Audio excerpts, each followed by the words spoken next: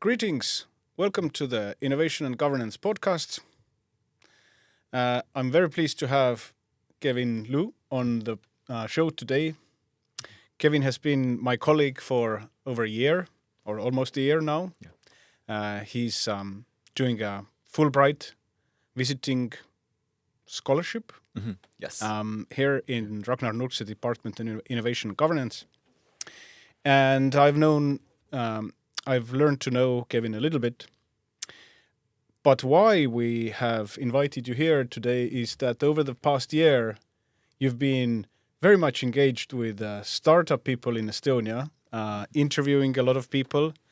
And just recently, Kevin has launched climatetchestonia.com, which you have described as a community-driven platform, an open source database, an interactive market map. I mean, sounds very exciting, and I understand that when you published it on LinkedIn, you said it went viral, and people have reacted really positively to this. Yeah. I mean, I've been posting these different kinds of market maps, kind of documenting the entire climate tech ecosystem here in Estonia this past year, and so over time, I've been able to tag different kinds of stakeholders, and so many people have, commented and shared, and so that's kind of what inspired me to actually put this all on like one digital website and platform, and that's what enabled me to actually be able to create something that other people can share insights with as well. But can you tell a little bit more about what was your purpose when you came here, and how did you end up publishing this database or market map, and however you call it, and what it is? Yeah, I mean, so basically like the Fulbright program that I'm a part of, it's basically like this exchange experience from the United States to other different kinds of countries. And so obviously I chose Estonia, and I was more so focused on the research track. And so my research project proposal that I had submitted originally was really focused in on understanding the different kinds of like levers for progress in terms of how we support entrepreneurs within the Estonian and Baltic region. And so that's what kind of inspired me, or what got me here in the first place. And then in terms of being able to create this platform in and of itself, it's like I knew that I wanted to have some sort of, I didn't want to just write a traditional academic report. I think that would be very helpful, but I wanted to take it a step further by being able to create something that was tangible and interactive and allows other people to kind of just get a really bird's eye view of what an ecosystem could look like, and how do you visualize the data, how do you map the data, and also, just being able to just see the different kinds of key players in the space. And so, yeah, I had collected all this data over time, and, I just realized like, okay, this is so valuable, and like I didn't see a public open source data set that was available to the general public here in Estonia, and also for foreign investors who might be interested in investing in these kinds of solutions here in the country. So that's what inspired me to kind of put everything on one specific platform and one domain. And I got to design and develop this like little experience here. But what motivated to go into climate tech, and what motivated you to speak to all these hundreds of people that you've contacted over there? I mean, my college background was focused on this like intersection of like journalism, storytelling, and social enterprise. And so I've always been very passionate about environmental and sustainability issues. And that's kind of like one of the most pressing issues that had been on my mind, I think, growing up in Dallas, Texas. And so when I moved to San Francisco for work, I was very much so engaged in their like climate tech scene over there. So I got very much so invested in terms of attending climate tech events, learning from climate leaders over there as well. And that's kind of like, and what was the second part of your question? You said there was... and what motivated you to speak to all those people and gather all this information? Yes. Okay. So in terms of like talking with people, I think it's really important because when you think about ecosystems, it's like a lot of these like entrepreneurs, investors, government officials, and community builders, they all kind of tend to work in silos. But I think it's really important to break down those silos, because you can see, or at least from the conversations that I've had, I realized that there was a lot of like dissonance in terms of like, what one might perceive about the sector here versus what one might actually need support for. And so being able to identify these specific kinds of like gaps in information, and also just gaps in like attitudes and where they think the sector is heading, if we're able to align better on these specific kinds of problem areas, then we're able to actually create tangible solutions to help accelerate growth in the sector. So that's kind of what inspired me to like really reach out to so many different people. So I got to actually do 50 different interviews with different kinds of founders, investors, and policymakers across the space.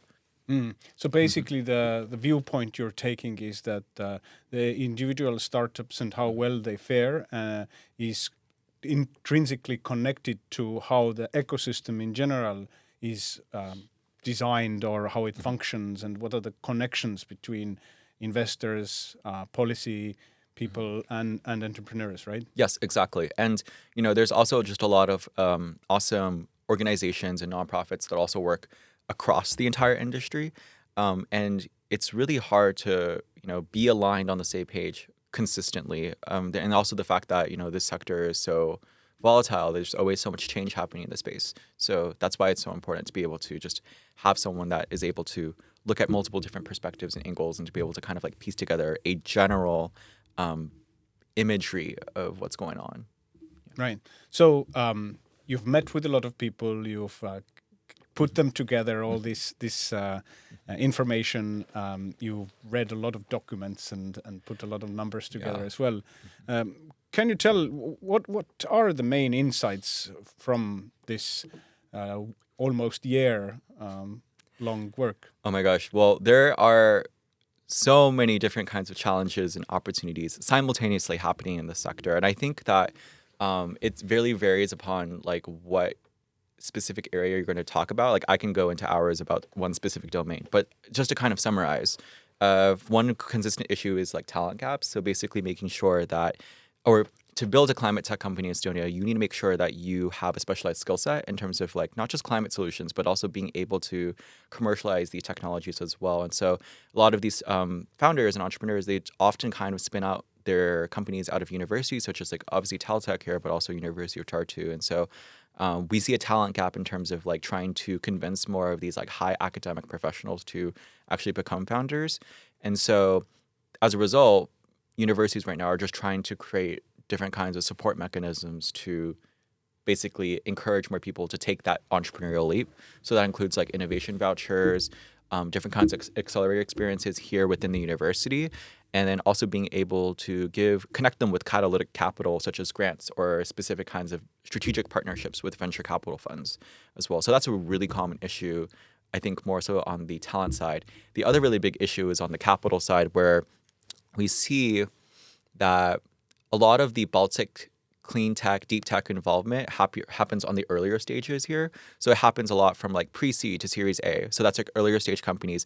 But once these companies reach that stage and they need to look for growth capital, which is like Series B and beyond, like it becomes so much significantly harder for the companies to find that capital within the country. And that, in fact, in the Baltic Deep Tech report that was released, I think in 2024, they literally showcased and showed that, like proved that Baltic VC involvement dropped to like almost 0% by 2022, 2023.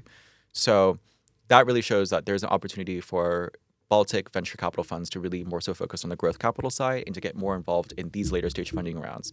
And that's also really important because if we don't get involved in these later funding stage rounds, then these companies are going to have to like literally relocate out of Estonia or relocate out of the Baltic region in search for more capital. And we already see that, like there's already a lot of climate tech companies that they're moving to Germany and the United States already, and they're moving some of their operations over there. So that's something that's really important to address, I think, in the later stage funding rounds. So basically you're saying that because they don't find the capital and the talent around here, then they are moving abroad to find this elsewhere. Yeah, right? yeah. And I mean, you could argue that Estonia is a much smaller nation, and that it might not even be possible to find that growth capital later on. But still, I think it's still important to at least keep some sort of roots within the country, like not to completely just ditch the entire nation and just move your entire operations abroad, but at least being able to maintain some sort of like presence or legacy within your country. Because I think back to this idea of like talent gaps, but if Estonia is able to successfully create, a portfolio of different kind of really successful climate solutions that make a huge impact in the European Union, then you basically help these founders basically create like a roadmap for other entrepreneurs to also take the leap later on, and they're able to know that like, oh, it's very much so possible. I can connect you with these specific founders who have already done it. Well, you come from San Francisco, which is known for its own ecosystem, right? So maybe just to give a descriptive view of how do you see Estonia like, because you mentioned specific terms like deep tech, and maybe you can a little bit just describe what is the scene of Estonian ecosystem like. What do we expect companies to be like? What are the success stories, or what did you notice that's going on here right now? Yeah. So what's really interesting is that, at least in this space, we're at a really interesting turning point because, and this is also just even me, like before I even came to Estonia, I knew that Estonia had been known as this like digital society. You're able to vote online. Like there's so much awesome digital infrastructure and also really cool innovation policies that help to support that infrastructure in place, right? But when I was doing the survey of the climate tech companies here in Estonia, I saw that almost 70% of them at least had some sort of hardware component involved. So basically deep infrastructural technology, which could include like circular economy materials or basically just anything to do with like physical solutions, especially within like circular economy and clean energy technologies. And so that was a really interesting statistic for me to see, because I'm just wondering like, oh, how exactly is Estonia going to be able to navigate that kind of deep tech transition, especially since so much of the infrastructure to support startups in the country has already been just so focused in on like software unicorns as well. And so that's why I wanted to focus a lot of my research on this like transition right here, because we're in a really important period where if we don't create the right infrastructure, the right kinds of capital sources, and we also don't create the right kind of environment for these entrepreneurs to succeed out of the laboratory, then like these companies will run out of capital like really early on in their like founder's journey. So that's why I wanted to like focus in on that. And that's kind of just some of the general trends I see in the space is that, yeah, many of the climate tech companies do have some sort of like hardware component or a software hardware enabled or, yeah, completely just 100% focused on that sector. Mm-hmm. Is this different? Like I understand this was different from what you expected, but can you put that in a, I don't know, global perspective or just comparison between of different climate tech ecosystems that you know of? Yeah, I mean, I would say that like actually the most interesting, or I'm gonna kind of I guess bring in my American insight as well, but I would say yeah, like this still is like this trend that we see in Estonia does reflect greater global trends of the kinds of climate companies that we see. I mean, I've seen a lot of different kinds of like climate software companies that heavily focus in on like sustainability reporting, ESG tooling, being able to create different kinds of like data sets and like financial risk assessments and for climate resilience. Like I've seen a lot of the software side as well. But I think that if we look at maybe like ecosystem or climate tech ecosystems on the East Coast of the United States, especially within Boston right now, they're really close to universities such as Harvard and MIT.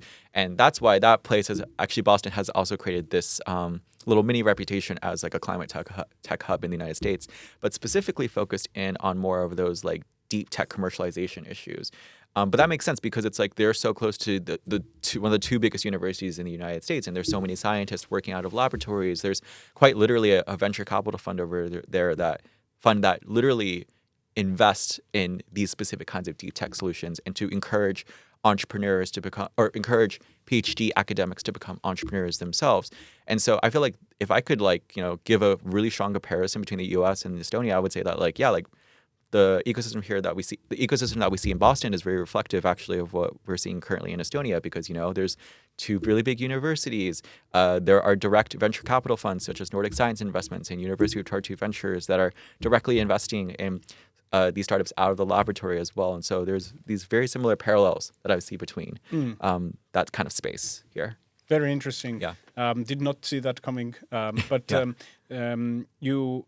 How much did you speak to, and how much kind of overview do you have of the third part of this puzzle, which is state and government organizations? And I mean, Estonia is somewhat known for supporting this kind of ecosystem, or at least we think that we are.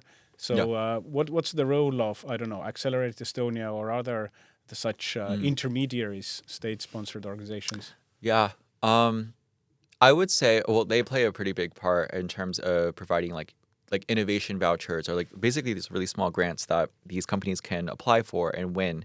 And this is really important because they get a lot of international exposure, and also it's kind of like that first signal of like, oh, like, like our companies are deemed by the government as worth investing in as well.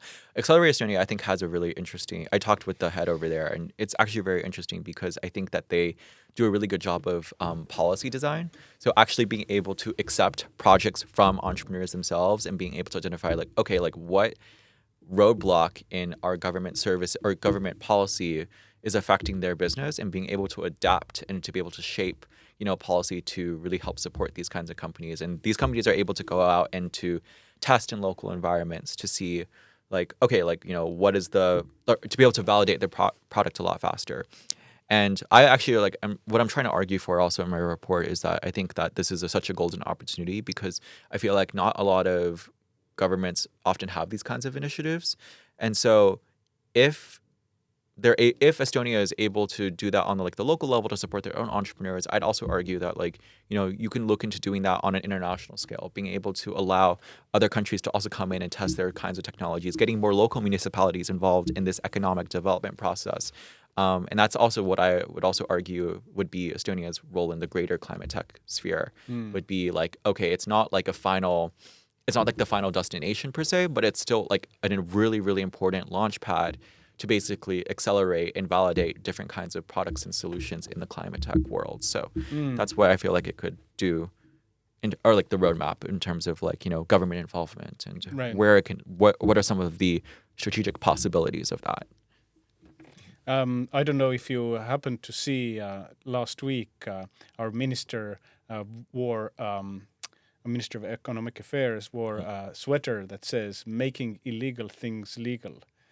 Oh yes, I think that was on the Accelerate Estonia website. Yes, yes. I think that's one of their slogans that they Right, exactly. that But they that do. was kind of a controversial thing in a way. This kind of slogan, as you can imagine. But of course, like this is the accelerator's mission in a way, and what you were just saying could be the selling point to make Estonia sort of a test bed, or at least a strong sort of supporter of global climate tech, so that they can come Yeah. and test and develop their technology here. Yeah. Right? Yeah, I mean, and also it's just making illegal things legal. I think people shouldn't look at it in like a, obviously he didn't mean it like, oh, like the bad thing, the bad really really bad illegal things. I think it's more about like just like you'll be surprised when founders kind of go and develop their technologies and they know it's a really good thing for society, and then they go out and they're like, wait, but like here's this like roadblock, and it's all because of like this government policy that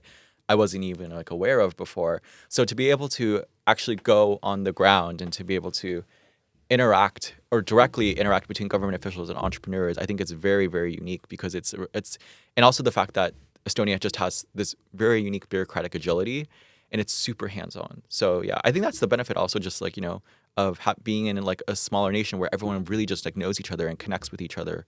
The community moves just much more faster in terms of their agility, and I really admire that.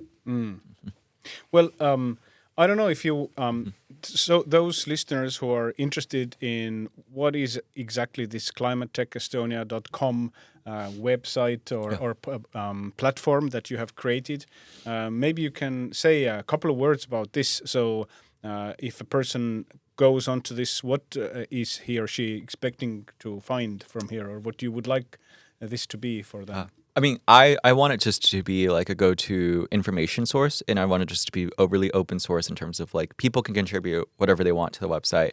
I've already had some people already like email me saying like, oh, like we're going to share this around, and then like we're going to share this with founders. And so if you're obviously a climate founder in Estonia or you're a climate investor, you can easily just send me your information. There's a on the database you can actually fill out a form, and I will just add your information into the database as well. So like, yeah, I just want this to be a go-to source in terms of like understanding what's going on in the ecosystem, and even post Fulbright, I'm going to be managing this website too. So it's going to be constantly updated as well. And you'll also see on the bottom there's a little Easter egg of like, oh, like when it's like literally on the bottom of the page, but like literally of when it's been last updated. So you'll know when Okay. is the latest information sets. Yeah, right over there. So it was literally updated 2 weeks ago. Yeah, Okay. exactly. And I understand that this database now contains all the startups that are in the climate domain. They're the investors. These are the accelerators. I saw there is you have a database of all the funding that they have received. What else would you expect to find here? Yes. Is it sharing screen right now? Yes. I can also kind of just show yeah. So this is just like the homepage. It gives kind of a general overview of all the different things that this website will provide. So currently what we have live right now is the database and the funding sources or the funding rounds. And so that's basically just like more so on like the quantitative side. I'm soon also aggregating a resource page as well. And so this resource page is going to be really cool because it's going to be if it's like, oh, if you are a climate founder in Estonia, what are some of the go-to grants that you would want to apply for? What are some of the go-to accelerator experiences that you probably want to look into that are specifically catered to climate tech? What are some of the initiatives that are happening within the greater European Union that you should apply for or look into as well? So I'm collecting some data, some links from people or founders who have gone through this experience, and so some of the most helpful things that they could use as well. And then, of course, my report, which I'm currently writing within the next 2 months right now, it's basically going to be this interactive multimedia experience of obviously it's going to have a lot of information, but also I hope to have a lot of different interviews and quotes and video interviews in there that people can kind of interact with and see, hear from the actual people who are shaping this ecosystem here.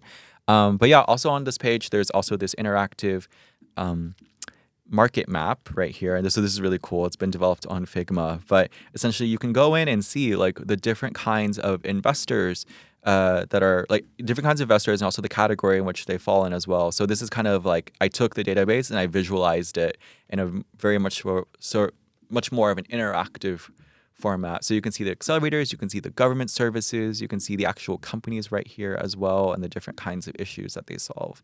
So that's the market map side.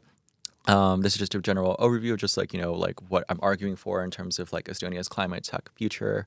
And this is just a background on me, obviously, if you want to just know what I'm working on as well.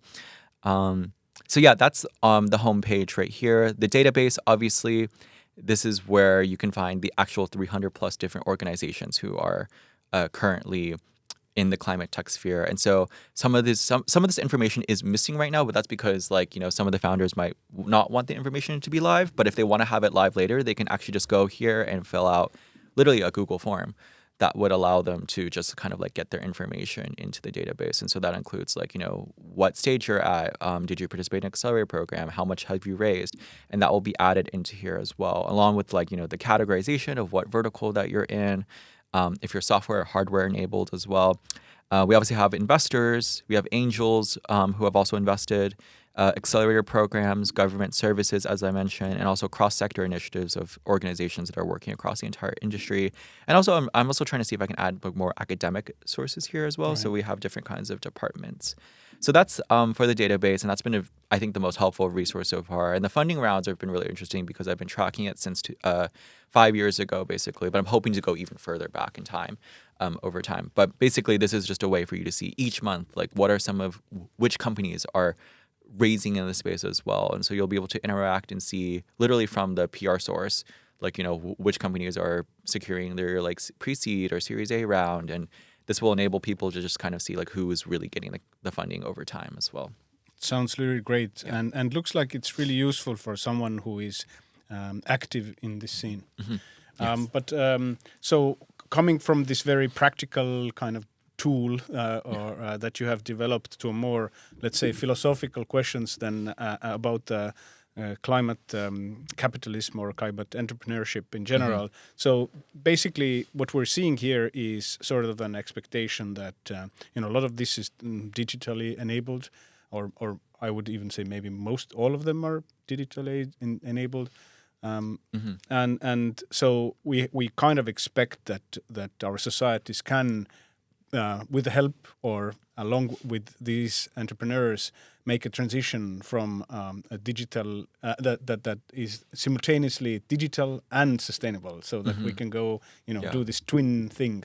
So from your point of view, from doing this research and from maybe taking a more abstract look at this, how do you feel about the prospects of this kind of a transition that involves digitalization and sustainability to roll out in Estonia, in Europe, in the world? Yeah, I think there's two things I kind of want to talk about related to that question. Is one is like, I think one thing that I talked about in my research, and also something that's super important that works across both governments and founders, is the narrative that we tell about Estonia right now. Because I think Estonia, this is how I know Estonia does really good marketing in terms of like the services that they provide. But like every time I looked up Estonia on, like, for example, like TikTok and social media, like they would always say like Estonia is the first country that allows you to vote online, or Estonia is like the first country that allows you to literally completely just do e-residency and has all these awesome e-Estonian initiatives. And so as a result, you think about this really strong, like, okay, they're really cool, good in digitalization, digital transformation, these kinds of technologies. But now I would argue, in order to support, the next wave of companies that are coming out of the not just climate tech, but just the general startup ecosystem, and that can relate to AI and defense and like new scientific breakthroughs. But in order to support these different kinds of companies, I think that there has to be a narrative shift in terms of like how we tell the story of Estonia and the entrepreneurs that really make up the country as well. And so I was trying to argue about this concept of an eco-digital identity. So being able to know that Estonia is really grounded in its roots for the natural world, while also being able to advance also the digital world simultaneously. And they also can converge simultaneously as well. And so I think that's the narrative that needs to be pushed out, or can be pushed out, on the governmental level, and also for government initiatives like Enterprise Estonia and the e-Estonian programs as well. So that's a narrative shift that I think would be really cool to explore. Now, in terms of I guess prospects for the industry, and also like which ones do I think can make a really large, massive impact.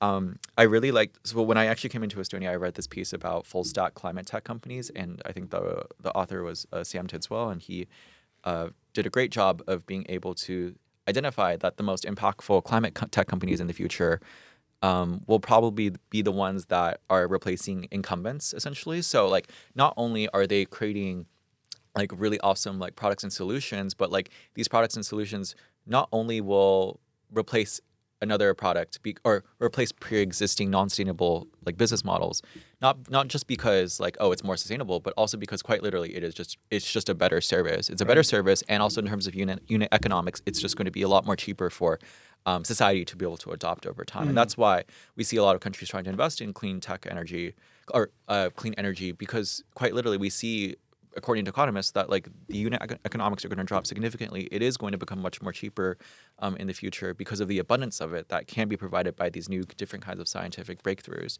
So I think that's something that's worth considering. And also just like, I think, for climate founders to really think about like who exactly are you competing against, and also who are you replacing, and why exactly are you doing it better, and why are you more affordable of an option compared to like, what's already out in the market.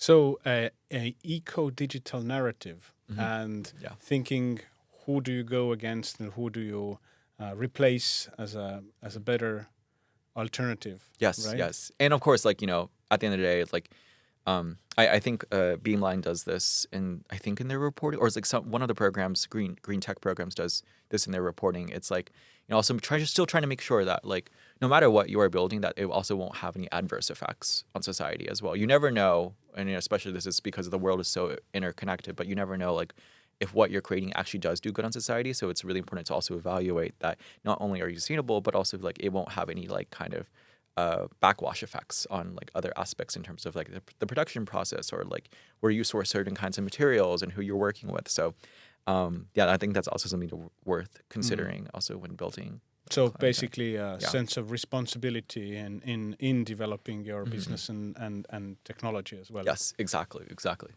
Well, this is very insightful. What are your plans when you sadly leave Teltech? That is currently like in process right now. I actually just put out my feelers, or I sent out notes, a bunch of notes about like, to some really important climate contacts of mine that I was like, oh, like now I'm starting to think about what's next in my journey. But ideally, the plan is that I would love to continue doing the work that I'm doing right now in terms of supporting the next generation of like climate tech breakthroughs. And so that would be either getting to work at a venture fund or getting to work underneath an entrepreneur. I just want to become the best operator possible and to be kind of that right-hand person in terms of being able to scale up a company. And I would love to be, if I were to go back to the United States, I would love to be in New York. I've been telling my friends about this. I really miss them a lot. So they're all over there right now, and I want to be there in their presence. But if not, I think I actually think that this is such a great time for European climate tech, but not even just climate tech, but just new technologies here. I think that there needs to be this renaissance in Europe right now. And I know that I'm from the US, but I actually want to support this as well. And I wholeheartedly support it no matter where I am in the world. But if anyone's looking for someone to work in this space, I'm here. Well, Kevin, thank you very much for this conversation. Thanks for the work that you've done. It looks like it is going to be useful for the people who think about how to combine eco and digital and building this narrative. And wish you all the best, whatever you do. Yeah, thank you so much. Thank you you. for having me here.